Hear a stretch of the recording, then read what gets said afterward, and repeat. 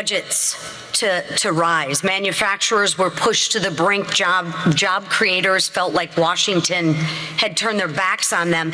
And the American people sent us here to fix that.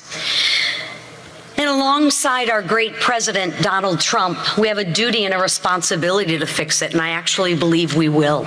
We are working to lower costs, unleash American manufacturing, strengthen our energy independence, and put bigger paychecks back in the pockets of each and every American. But every single vote we take, every hearing we hold, and every policy we shape carries responsibility. There's a third thing we're holding right here in the palm of our hands too, and that's the pressure of an election. Everyone in this room knows that what's at stake in November. History will tell us that the party in the majority is supposed to lose seats. History tells us that momentum shifts. But I don't know about you, history's been wrong a lot this year. In fact, I think we're about 9-0 when it comes to passing big, beautiful things. The experts say that was impossible. And they were very wrong when they said that we weren't going to elect our current president, Donald Trump. So you know what? I think we are going to defy history again. Now look, I love my life back in Michigan. Before coming to Congress, I had a business, employed several hundred families in and around the state. I loved building things from the ground up. I loved actually being home, right? I loved cooking dinner with my family on Sundays. And like many of you, I had a life that was comfortable and fulfilling. But I left it. I left it because I believe in America. And I left it because I believe America needed change. I believed our country was heading in the wrong direction, and I also believed the window to fix that was getting shorter. And I know every single one of you here feels that same way.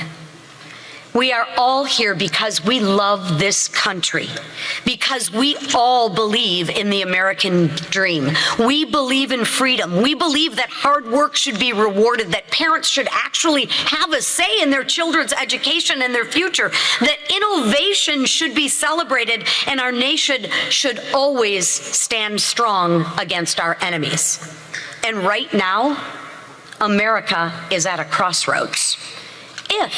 If we do our jobs, if we stay focused, if we communicate clearly and fight for the people who sent us here, we have the opportunity to do something absolutely remarkable. We can beat history. And if we do, we will cement a legacy that lasts for generations. A legacy where Americans keep more of what they earn. A legacy where manufacturers once again rule the world. And a legacy where our borders are secure, our communities are safe, and our values are defended. But let me be clear about something. This is not about our legacy. This is about the American legacy. Over the next few days, we're going to talk about a lot of issues. We'll talk about fraud. We'll talk about immigration. We'll talk about the costs of things. We'll talk about reconciliation 2.0. We'll talk about strategy, messaging, and how we move the needle on inflation and how we move the needle in a few key districts. That messaging is critical, and we have to get out there and tell the story. So I would invite everyone to join me in the Bobby Jones Villa throughout the retreat. We've set up a studio there. Please use it for any interviews that you may have. We've sent the information to your DC comm staff, but if not, just come to the Bobby Jones Villa. My staff is there. They are happy to help you with whatever you need to communicate the message, because the message matters. But those are all tools that we need to use. What truly, truly matters is the mission.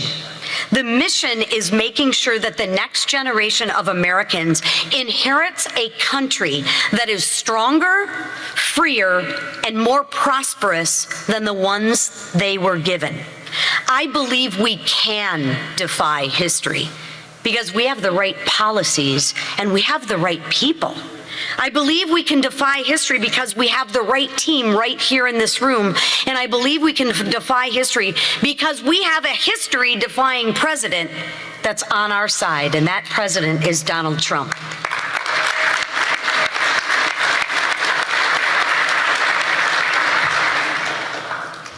So, ladies and gentlemen, friends, colleagues, families, and for the spouses who are here, thank you for letting your spouse do what they love to do to help save this country for the next generation.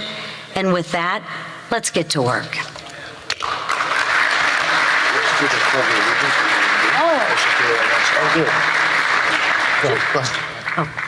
We forgot one very important thing, and that was the Pledge of Allegiance. So, Mario, you want to lead us? Yes, please stand.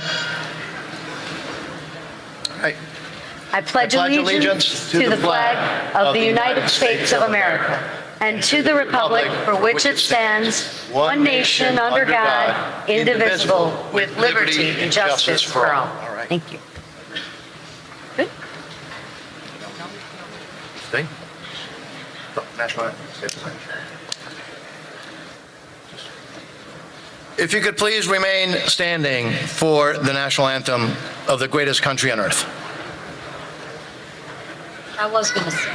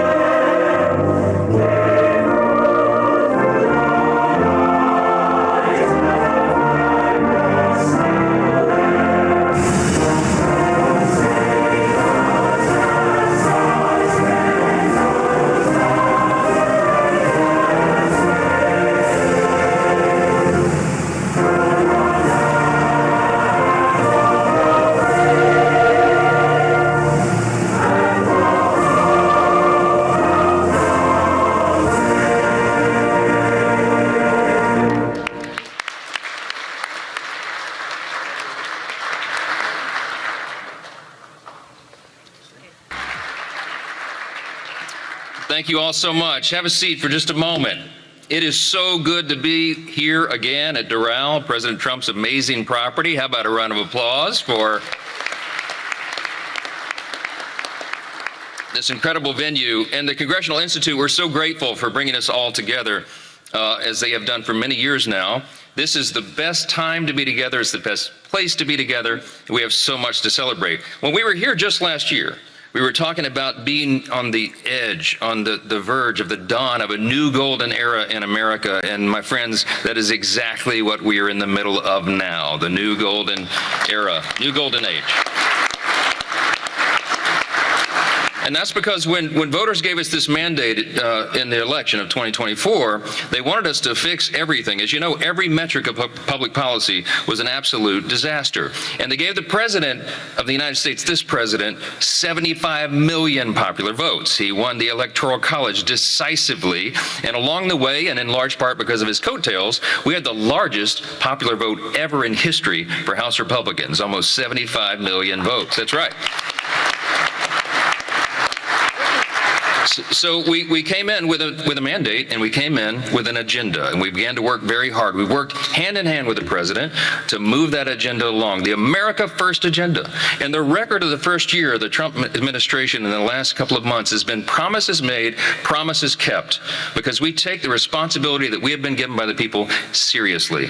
It's a restoration of common sense. We are bringing America back again, and it's largely because of the leadership of the gentleman that I'll introduce to you in a moment. moment. He is the most active president, the most energized president, the most successful president, I believe, in my lifetime, and he's proven it over and over and over. And part of it is because he doesn't sleep, thankfully. He's got so much to do. And I know that because I get calls from him at 2 a.m. and 7 a.m., sometimes in the same day. He doesn't require a lot of sleep, thankfully, and he is the man for the moment. His achievements are incalculable. History will record that this president came at exactly the right time, on the eve of the 250th anniversary of the greatest nation in the history of the world, the most free, most successful, most powerful, most benevolent nation that has ever been. And we understand, and he understands, that it's not guaranteed. He understands that we have to fight for it every single day, and he does that every single day. Just in the last week, my friends, anytime this president sees a problem, he jumps right in to fix it. I've been involved in just what I've been involved in the last few days with him. Several days back, earlier in the week, he recognized that the growth of AI and the new tech and the need for data centers around the country and new energy sources. He pulled together all the leaders in the industry. He's the only person that has the gravitas to be able to do that. And he pulled them all together, and they signed the Ratepayer Protection Pledge to make sure that energy prices continue to go down and don't rise, even though the demand. That's right. It's a big thing. And then a couple of days later, we're working hard in the House, and the House leadership team's doing all of our thing, and I get summoned back to the White House. What is it now? Well, the president needs to save colleges and universities. The NIL, the name, image, and likeness madness has really gotten out of control, and the president's decided that he's the man to fix it, and he is. And so he summoned us all together, and I mean, you probably saw 60 of the biggest names in college sports and athletics and college administration, university administration, all summoned to the White House for a productive meeting to get the SCORE Act and our solutions done and finished up. A few days later, I turn on the TV. You know, I'm trying to rest a little bit. The president doesn't. Why? Because now he's back down here in South Florida, and he has brought together and created the New Hemisphere initiative to take out narco-terrorists and secure the hemisphere. This security for the Americas. It's a new initiative that he alone has conceived. This president never stops. There's so much to fix. We have the right man for this hour. History will record one of the most consequential presidencies in the history of this extraordinary country. We are all blessed to be a part of it, to work alongside him in the legislative branch and to get this done for America. We will continue to do that as we head in to the most important midterm election of our lifetimes. We all know that. Without further ado, my friends, I want to present to you not just our host and the property owner, but the 45th and the 47th President of the United States, Donald J. Trump. Wow, a lot of friends. Sit down, we have a little time, just everybody. Thank you very much, and to our great speaker, Speaker Johnson. And hello to the men and women of one of the most consequential Republican majorities in history. It's not a big majority, but it's just about the most consequential. The job you've done is incredible. And they are members that are warriors and really people that are for the American people, and that's why you're doing well, and I think that's why we're going to continue to do well. We're fighting a little tradition, you know, historically the person that wins, Democrat or Republican, wins the presidency. For whatever reason, it doesn't work out, but we've done a lot. I don't know, I think we had the best first year of any president ever, and that includes you. You came along with me and you made it happen. So with your help and hard work, we're making America great again, and we're doing it much faster than we thought, and it's better, stronger, and our country is doing really well. I mean, at a level that nobody thought. We took a little excursion because we felt we had to do that to get rid of some evil, and I think you'll see it's going to be a short-term excursion. How good is our military, right? Amazing. How good. Short term. Short term. Thank you. They're great. You know, we all together, in my first term, we rebuilt our military. And I didn't know I'd be using it so much in the second term, but we have a military like no other. It's not even close. But I especially want to recognize the rest of our amazing House Republican leadership team and so many of my friends that are congressmen, some senators. We have some great people in this room, but including Majority Leader, a real brave guy, because I know the real story. I was there that night with him in the hospital when he was given a very small chance of living by a doctor who was very good, by a wife who was desperately in love with him. She cried so much. Because I've seen the other two. I've seen guys at the end of the line, the wives aren't exactly shaken up.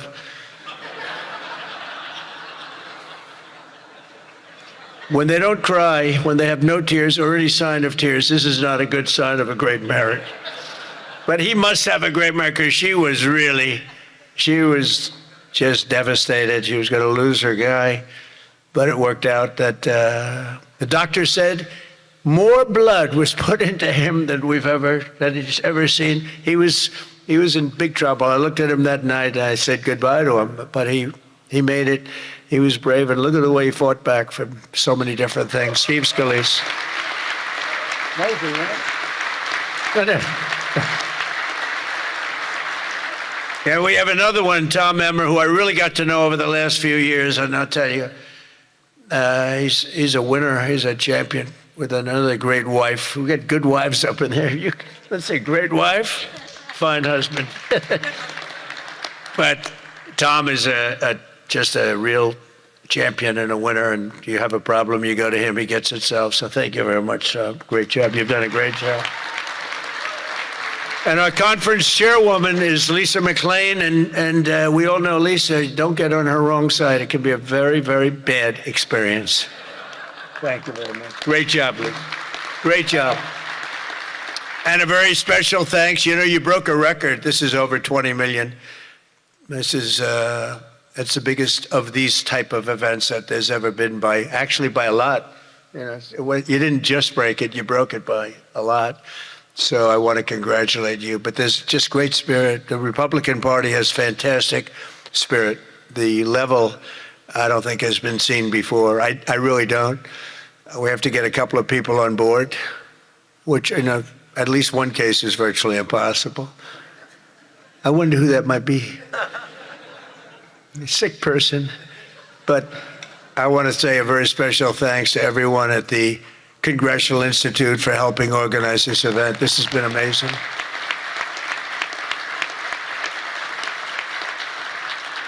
And over the past 9 days, we've been reminded of how vital our Republican majorities are. And it's, it's America's future. We're really fighting because these people, you saw the other night at the State of the Union, you saw these people. They wouldn't stand for a mother who just lost her daughter by having her throat slit from behind. They wouldn't stand for the helicopter pilot who just got the Congressional Medal of Honor for landing safely in Venezuela, a helicopter with a lot of soldiers on that helicopter. And he was able to land it safely, and his leg was practically ripped off. And for those people that know about helicopters, you land them pretty much with your legs, right, Tom? You land them with the legs, and he was in bad shape, and he got it. He got that. Not only landed, he landed in exactly the right spot at exactly as blood was pouring down the aisle, which didn't make all of those soldiers in the back feel too good. They're looking at a pilot who's bleeding out. But they didn't want to stand for that. They didn't want to stand for a 100-year-old soldier who had left a legacy of bravery. Everybody talked about it for years, and it was time for him to get the Congressional Medal of Honor. They didn't want to stand for him.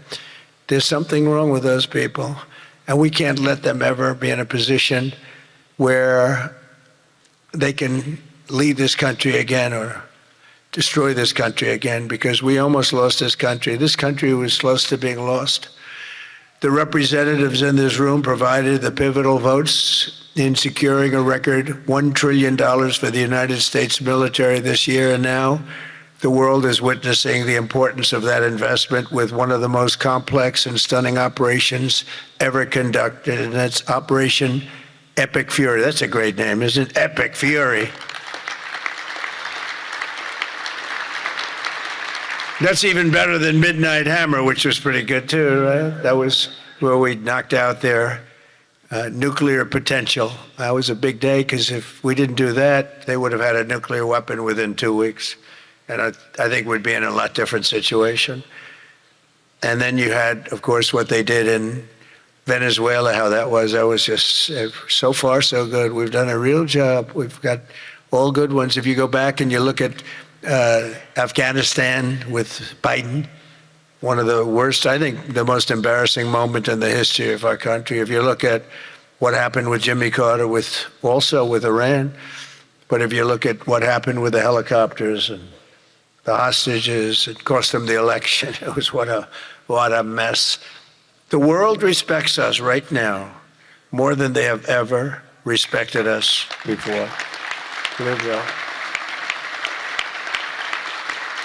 And because of Republicans, you people in Congress, the United States has by far the strongest and most powerful military on the face of the earth. We're the strongest military anywhere on the earth, and now everybody understands it. Together with our Israeli partners, we're crushing the enemy in an overwhelming display of technical skill and military force. Iran's drone and missile capability is being utterly demolished. The Navy is gone. It's all lying at the bottom of the ocean. 46 ships. Can you believe it? In fact, I got a little upset with our people. I said, what quality of ship? Excellent, sir. Top of the line. I said, why did we just capture the ship? We could have used it. Why did we sink them? They said, it's more fun to sink them. I said, that's not. They like sinking them better. They say it's safer to sink them. I guess it's probably true. But think of it, we knocked out 46, and actually took 3.5 days. Their terrorist leaders are gone. We're counting down the minutes until they will be gone. Think of it, we had leaders, and they're gone. Then we had new leaders, and they're gone. And now nobody has any idea who the people are that are going to be the head of the country, and will not relent until the enemy is totally and decisively defeated.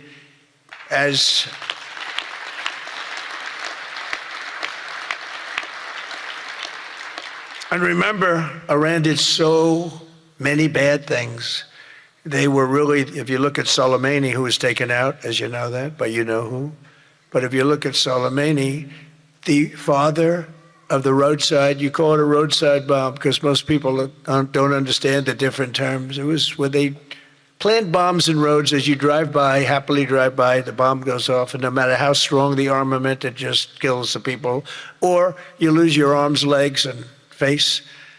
And those bombs got worse and worse, and he got happier and happier, and we took him out. That was a big thing because he was the head. It might have been a much different story. They may have been much more capable than they are had he lived, because he was capable. He was vicious, violent, and capable.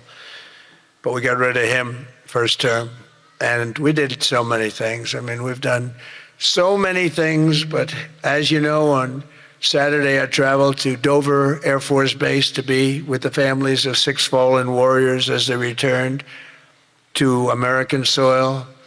And I know that everyone in this room joins me in sending our prayers and eternal gratitude to the families of those great heroes. Those families are incredible families, devastating to be. Hardest thing to do, I've done it a lot. The hardest thing to do is to go to Dover, because Dover is where, for the most part, a lot of the fallen, the warriors, the great young people that have died in war, they seem to mostly go to Dover. They come home to Dover.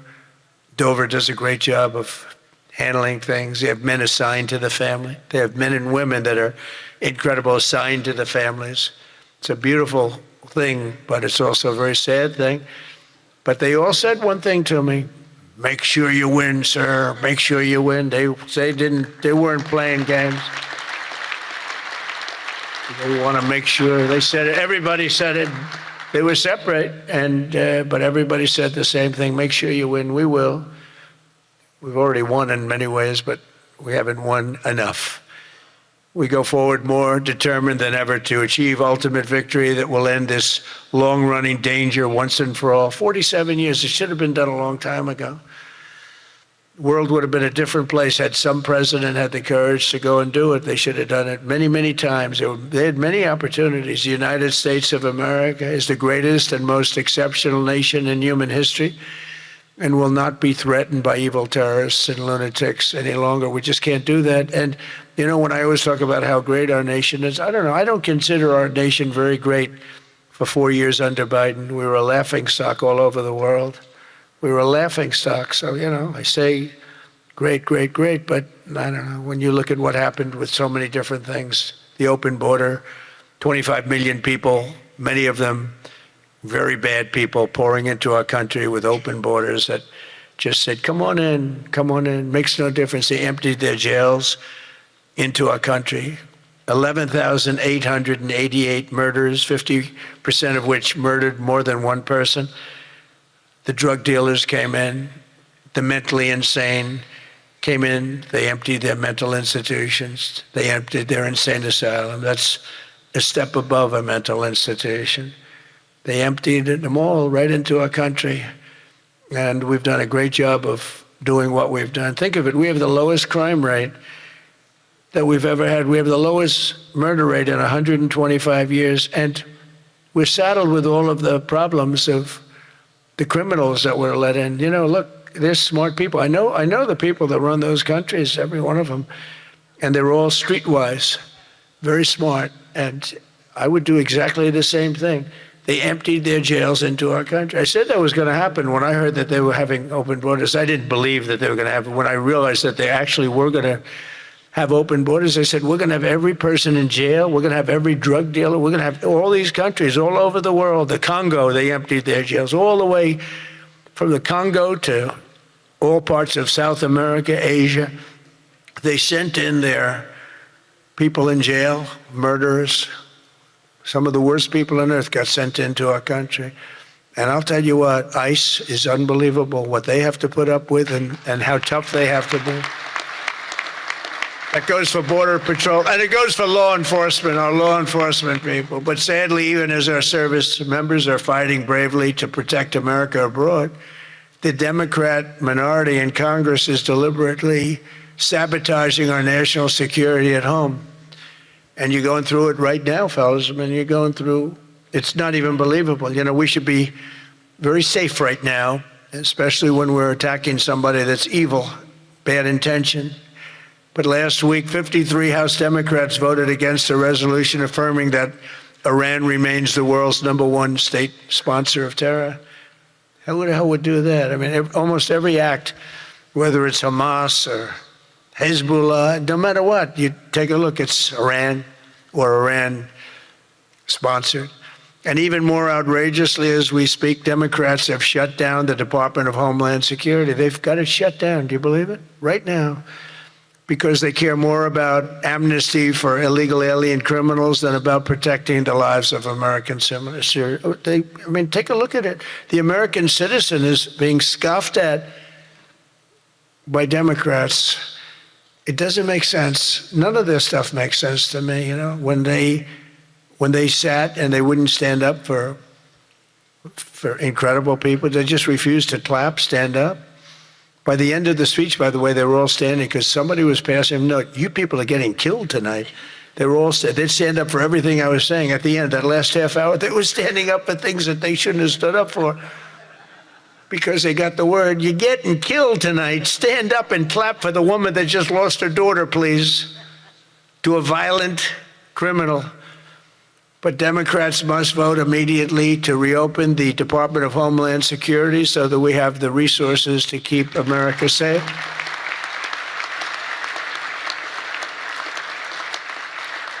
And under our pro-America, pro-worker, pro-family agenda, our country is winning again and America is respected again. And I think we have a country that's as hot as it's ever been, ever before, maybe hotter. And I say it all the time. The king of Saudi Arabia said it to me better than anybody could say it. He said, you know, I get along with him very well, very smart person.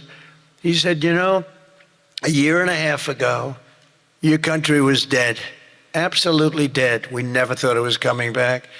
And now you have the hottest country anywhere in the world. It's true. We're the hottest country anywhere in the world, by far.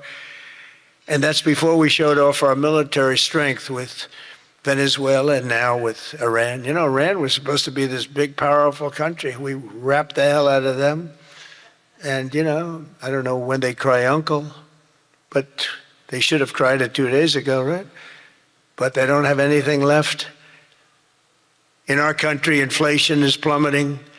Incomes are rising. The economy is surging. Our border is the most secure at any time in American history. And the murder rate is the lowest in 125 years. That's before my father was born. My father was born 6 years later than that. I don't know if he'd like me to say that. Never liked to talk about his age. He said, don't talk about that.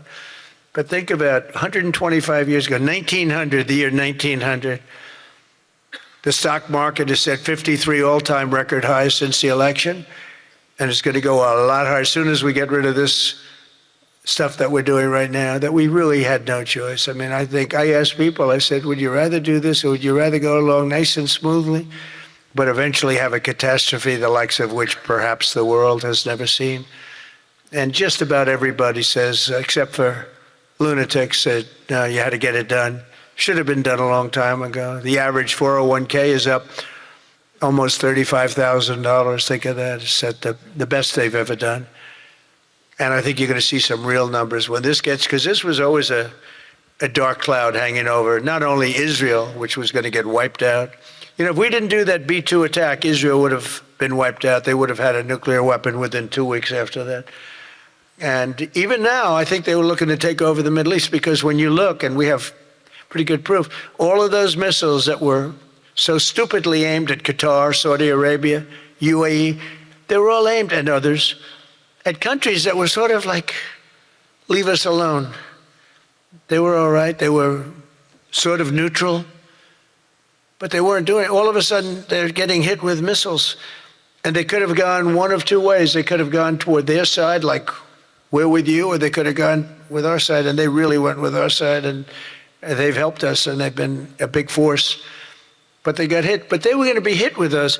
Had we not done the B-2 raid, and if we not done this one where we said, nope, it's time to go in, we have to go in, have no choice.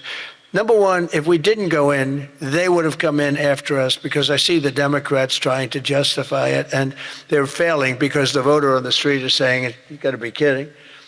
But I see where they're going, where they're always saying, no, there was no reason. Well, I'll give you the best reason of all. Within a week, if they were going to attack us, 100%. They were ready. They had all these missiles, far more than anyone thought, and they were going to attack us. But they were going to attack all of the Middle East and Israel, and if they had a nuclear weapon, they would have used it on Israel. And this was going to be a major attack. And they had all of those missile sites and all those launchers that we got rid of, about 80% of them right now, by the way. Got rid of most of the, see, it's died down to a trickle. There are very few launchers left. What our military has done is amazing. They wiped out almost 20%, maybe 22, 23%, but the rest are going very quickly. And the missiles have been largely knocked out. The drones have been knocked down, and we're hitting where they make the drones. We know them all, and we're knocking the hell out of that now where they manufacture the drones. A lot of work, a lot of brilliant work, but we're going to have a much safer world as soon as it's finished, and it's going to be finished pretty quickly. With the help of our House Republican majority, we passed the largest tax cuts in American history, and we have to be talking about it. And with the great, big, beautiful bill, we delivered no tax on tips, no tax on overtime, and no tax on Social Security for our great seniors. And we did something else which is great that nobody ever talks about, Tom, and we have to talk about it. We made interest on auto loans fully deductible. That's never happened. We've never had that. Rich people always get deductions, but middle-income people, people that have to struggle a little bit, never did. But now they can deduct the interest paid against their taxes. We have one little proviso, and I put this on, it's very important, only if the car is made in America, all right? That's going to have a huge impact. That's going to have a huge impact. We passed the Trump accounts to give every child in America a head start on the American dream, and that's so good. It was, I'll tell you, the Dell family, Dell computer, put up $6.25 billion. Think of it. He started with very little, nothing, very, very little. Started making computers on his bed. And he said, yeah, people started liking them better than the ones from the store. And he never stopped. and he can write a check for $6,250,000,000. He said, and his incredible wife, Susan, they said that's the best thing they've ever done. He's so proud. He's going to do it again, going to do more. And we have a lot of other people. A lot of very rich people are doing it. A lot of people that aren't so rich are doing it. They're doing it for their kids, but it's turning out. So a young child turns 18 or 21, and all of a sudden they have $100,000 in the bank. What a difference that is between having that and having nothing. And it could be more than that. It could be a lot more depending on what happens with the world.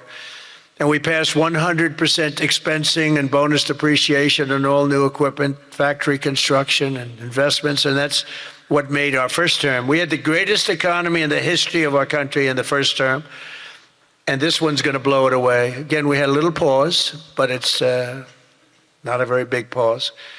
With your help, we also passed the largest regulation cuts in American history, ending the Green New Scam, one of the greatest scams in history, and massively increasing production of American oil, natural gas, and clean, beautiful coal. We brought coal back.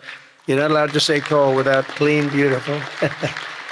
Got to be clean, beautiful. China uses coal. They're building about 65 massive coal plants right now. But China, great respect for China, but you know, they make all the windmills, right? The only thing they don't do is use the windmills. They make them. But try finding wind farms in China. There aren't too many of them. In my State of the Union address, I laid out an ambitious agenda that should be our roadmap this year, and it's starting with lowering the cost of living. You know, they gave us a mess. We inherited a mess, an absolute mess. And the mess was many things. They were bad with our military. They were bad with everything. I mean, I said, name one thing that they did right. They can't name one thing. But they also gave us very high prices. And then they said the word affordability. That's the first time I ever heard it. They said affordability. My first day in office, they said affordability. They're the ones that caused the problem, but we're really bringing down prices big. Do you notice you don't hear that word anymore, Mike? They don't say it anymore because we brought down prices so much. So our message is simple. Democrats created the high prices, and our policies are totally ending them, and they're ended, and we're doing better. We're even bringing them down further. They'll be way down, and we're bringing, you know, if you go back into the last period, I would say, I think it's 2.5 months, 1.7% inflation. 3 months, 1.45% inflation. Think of that. Whereas they had the highest inflation in the history, the single highest inflation in the history of our country. Now, you know, I always say this. They say 48 years because I don't want the fake news to get me on this. They say it wasn't history, it was 48 years. That the inflation was the highest in 48 years. But I don't know, in some ways 48 years sounds even worse because it's very specific. Yeah. But they had the highest inflation probably in history, but in 48 years, we inherited that. One of the first targets must be the crushing healthcare. We have to crush and take over the healthcare situation, which we can do. For the first time we can do it since the passage of the Unaffordable Care Act. Big insurance companies have gotten rich. They've made money like practically no other companies have made, with our government giving them hundreds of billions of dollars, and their stock prices soaring to up to 1,700%, 1,000%, 1,200%, 1,600%, and even 1,700%. The government gave them essentially trillions of dollars. And I want that money to be paid to the person, not to the insurance company, and let them go out and buy their own health care. And people love it. People love it. You'll get better health care at a much lower cost, and they'll be sort of part of the system. But the money we spend is so much. We spend numbers that nobody could even believe. But the healthcare companies, because the Democrats are owned by the insurance companies, remember that. And so they have a problem. That's why it's hard to get it fixed, because they are totally owned and controlled by the by the insurance companies. Healthcare insurance, but the insurance companies themselves. So when you want to do something that's good for the people but bad for the insurance companies, it's very, very hard for them to go in a different way. Now, Republicans never do that kind of thing, right? You're owned by nobody, right? Nobody. See, a young girl up here say yes. Some of them are a little bit shaky, but they're Republicans. We love them. We love them anyway, right, Mike? But they are owned by those big, powerful insurance companies that are making a fortune, and it's hard to get them to do the right thing. They know what the right thing is. So we want the money to be paid directly to the people and let the people go out and buy their own health care. And people love it. They love it. We can own the issue. For the first time ever, Republicans can own that issue. I'm also asking you to take swift action to codify my most favored nation policy on drug prices, the biggest. That alone should win the midterms. We have, and I tell this story all the time, my first term, third year, I actually had a slight, it was 0.25% decline in drug prices. First time in 28 years. I was so proud. I went home, told our great First Lady, who's now a movie star, I got the biggest, can you believe that? That movie was hot, and it is hot. She became a movie star. It was a good movie. But I went home and I said, you know, it's amazing. We do so well. We work so hard. This issue is the single biggest issue. Okay. I had a news conference, I'm embarrassed to say, a long time ago, my first term, third year, because I went up to a level that I did things that nobody's ever done. 28 years, I brought it down 0.25%. Now I brought it down 80%, 90%, 75%, depending the way it's driving the fake news crazy because I say 400%, 500%, 600%, depending on the way you want to talk about it, if you want to talk about pricing. But using a conservative number, what we've done is we paid the highest price for drugs anywhere in the world, and now we pay the lowest price for drugs anywhere in the world. We are tied for the lowest price. Whoever has the lowest price, that's what we pay. And I did that through tariffs. We had a little disappointing decision, to put it mildly, from the Supreme Court. Terrible decision for the people, but the good news is I have lots of other ways of doing the same thing. I just have to work a little harder. They want me to work harder, but we're doing the same thing with a lot of work. But I used tariffs to get this because I went to other countries. The drug companies were not easy, but I got them. I said, we're not paying. We were paying for a pill $130 that in London and Germany and different places you'd pay $10. So we were paying 13 times more. They're paying $10, we're paying $130. And the drug companies, I called them in. We had a rough time, but it wasn't that bad. And they agreed because they knew that I couldn't get the countries. You had to get the countries to approve it. And I called up, and you've heard me say this a couple of times, not often, but I called the countries up. I called up France. I said, Emmanuel, you have to cut your good friends from America a reasonable deal. What's happening is you are paying a tiny fraction for drugs. No, Donald, I cannot do anything about that. I said, you can. He said, no, I will not do it. I will not do it, because he'd have to raise his pill from $10 to $20 and maybe even $30. Ours would come down from $13 to $130 down to $20. Think of that, from $130. That's what you're going to get, from $130 to $20. But he has to double his price from $10, and they were the boss. I said, no, you will. No, Donald, I cannot do that. And I heard this from all the other countries too, very elegant people. And they were saying, no, we cannot do this. We will not do this. I said, yes, you will, 100%. No, we will not. Because, they have to double up their prices. And I said, well, here's the story. If you don't do it, I'm going to put, in the case of Emmanuel, I said a 100% tariff on all wines and champagnes coming into the United States. No, Donald, you cannot do that. I said, I've already got the legislation. It's right in front of my desk. I'm going to sign it. Emmanuel, he said, Donald, I will agree to this. So he agreed. Everybody agreed. I got every country to agree. And now you've done something that no other president could have done. No, I don't want to brag. But You know, they've said this about a lot of things. No other president could do some of this shit I'm doing. Yeah. No other president.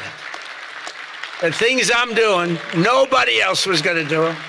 They say it all the time, sir, could you do this? You're the only one can do it. But we got it done, and we got the countries to all go along.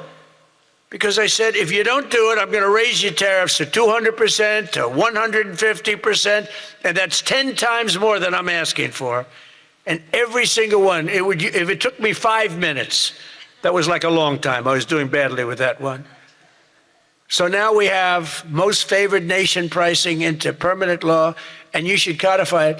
But I don't care that much about codifying it, because what politician is going to agree to increase drug prices by 500%, okay? So, but it's still good to have it codified. Don't you agree? You know, they're saying, sir, we have to codify it. I said, that's okay, but I'm not. Other things you should codify. That I can tell you. This one you should codify, because you want to take credit for it. You want to take credit for it. So if you can, please codify it. Get out there and codify. You're getting an 80%, 85%, 55%, 70% reduction in drug prices. Codify it. But if you don't, no president's going to raise it, in my opinion. Although they are crazy, you know, these people are crazy. They could find a way. You better get it codified. And as we work to bring down interest rates so that more Americans afford a house, I'm also asking you to ban the Wall Street firms, large Wall Street firms, institutional investors from buying up thousands and thousands of single-family homes, hundreds of thousands of homes, because homes really are for people, not for hedge funds. We want to get the market out so they can do it, and we're stopping it. We want people to be able to buy a house. It's the American dream. Buying a house is a part of the American dream. And we must also stand up for the safety of our citizens. One of my guests at the State of the Union was Anya Zarutska, the mother of beautiful 23-year-old Ukrainian girl who was stabbed to death on a train in North Carolina by a deranged criminal, arrested more than a dozen times. And I had the mother, as you know, at the State of the Union, and she was devastated. Beautiful woman, devastated. Uncontrollably devastated. And we couldn't get one Democrat to even clap. The Republicans clapped and went wild, and they loved her. Not one Democrat in that whole room even thought about clapping. They sat there frozen-faced. Disgusting. House Republicans should get every member of Congress on record and pass a tough new crime bill that imposes harsh penalties for dangerous repeat offenders, which this nut was, cracks down on rogue judges and prosecutors, and ends no cash bail once and for all. No cash bail is a big part. I mean, you have a man murder somebody, and by that afternoon, he's out on bail. No cash bail. It's a huge problem. We also need to end deadly sanctuary cities, and you have bills before you now, and you're working on things, but hopefully you can do that, Mike, because it's terrible. They're sanctuary for criminals. That's all they are, sanctuary for criminals. They fight ICE all the time. That was the problem up in Minnesota. They had a lot of criminals in there. They wouldn't give it to us. And to stop illegal aliens who cannot even speak English from driving 18-wheel tractor trailers. They have no idea what they're reading. I wouldn't be able to do it in their countries. There's arrows, there's speed limits. They have no idea what they're reading. And in many cases, they're on drugs on top of that. We need to ban any state from granting commercial driver's licenses to illegal aliens. Have to do it.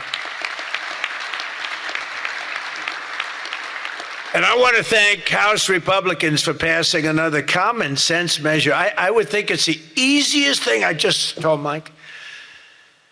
You know, you were at $19 million. I have to say this because I've never contributed. I was a huge contributor for years and years. Once I became president, I never contributed any money, because the greatest thing about being president is I no longer have to contribute. Nobody ever asked me for money. They asked me for my endorsement. I've endorsed just about everybody in the room. But keep winning, right? 124-0 this Tuesday. 124 wins, no losses. Is that good? And there were some rebels. We endorsed a few rebels, right? a few that Mike was saying, it's going to be a tough one. But we're 124-0. But as president, nobody ever asked me for money. And as president, as president, you sort of don't make campaign contributions. So it doesn't even. But I heard you were at $19 million today. I said, has that ever been done? No, sir, it's a record, but 20 would sound better, right, Mike? Yes. He said, I'm going to give you $1 million. It's the first time I've done that. I never did it before. I never did it before.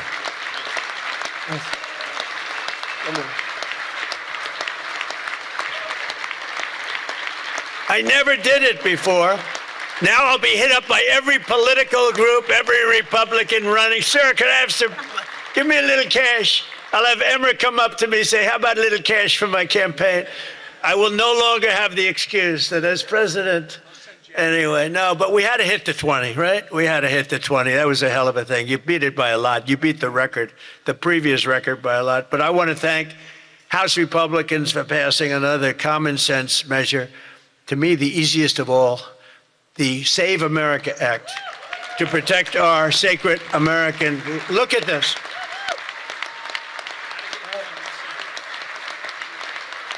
Look.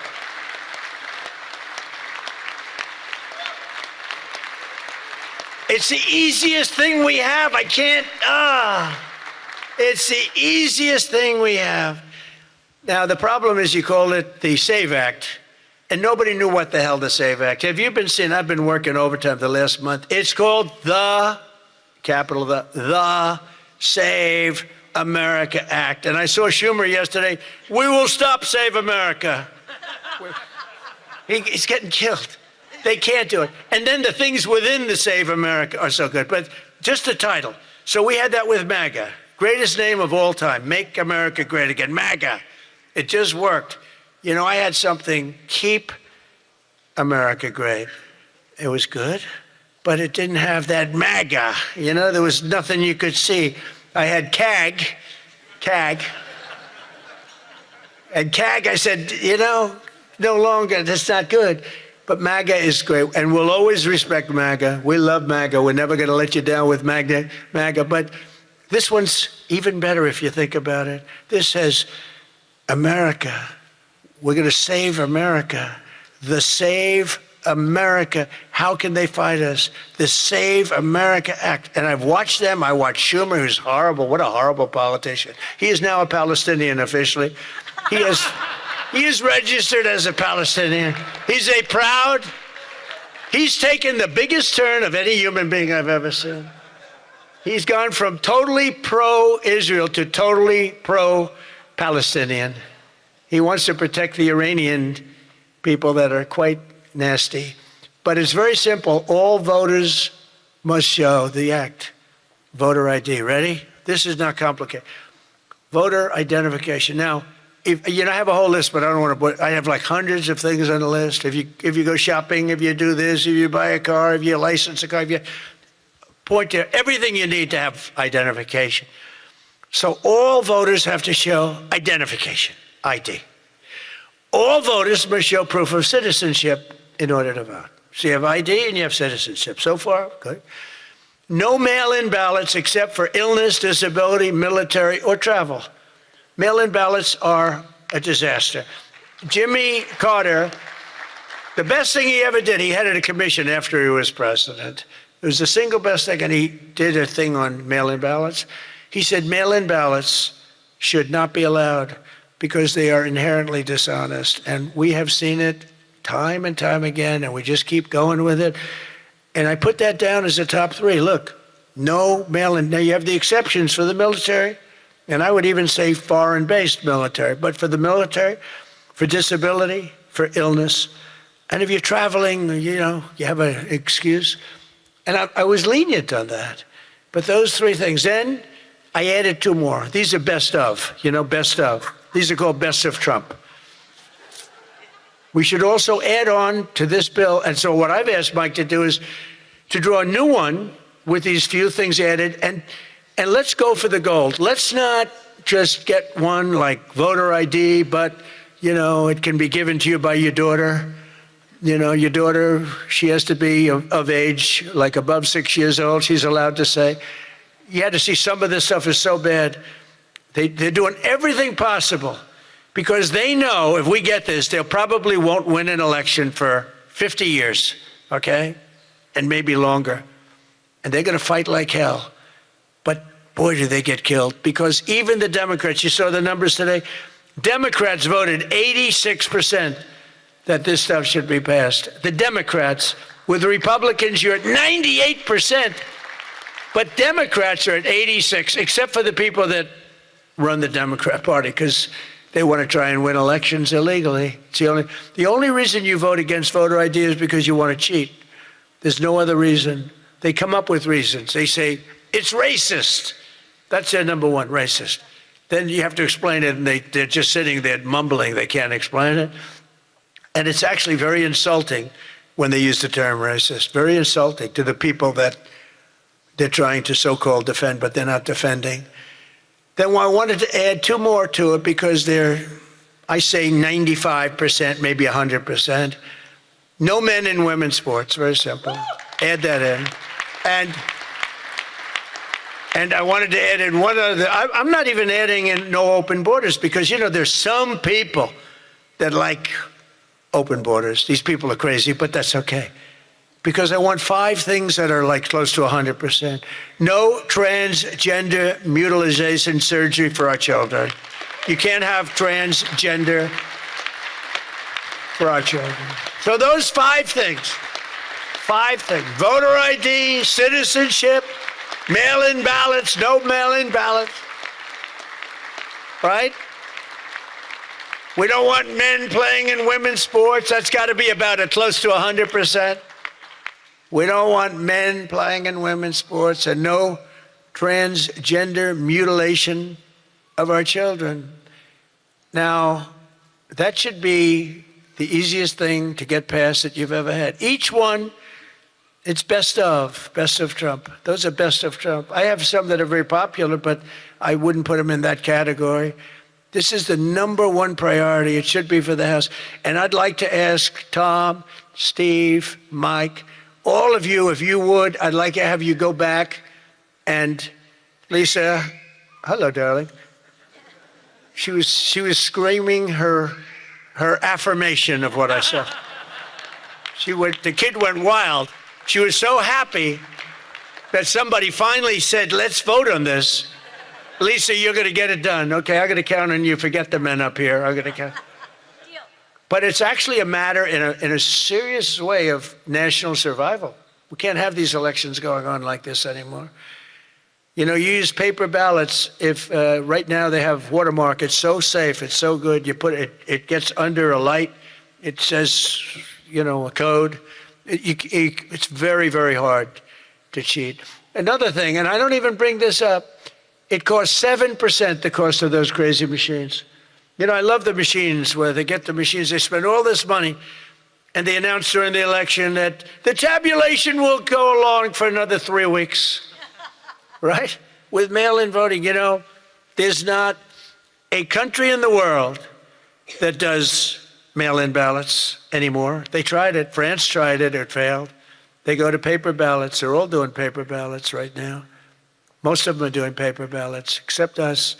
And nobody is doing what we're doing.